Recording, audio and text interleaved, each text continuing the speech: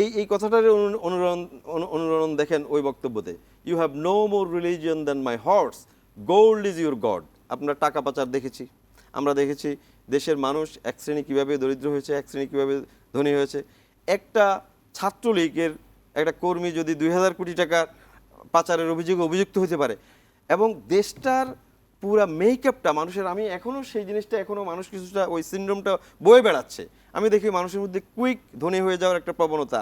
এই যে আজকে অনেকে অনেক কথা বলেন যে মব কেন বা হোয়াট ইজ মব, আমার কাছে সেটা হয় না। গত 15 বছর ধরে আপনারা যে মব দেখেছেন এটা কিছুই না, এটা একটা রিয়াকশন মাত্র। এই সমাজেই আমরা বসবাস করেছি।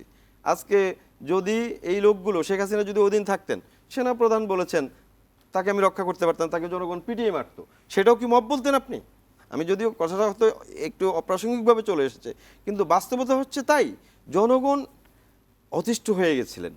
সেদিন পার্লামেন্ট ভেঙে অলিভার ক্রমওয়েল বলেছিলেন, for God sake, get you out, make haste, ভাগো তাড়াতাড়ি, you venal slaves be gone.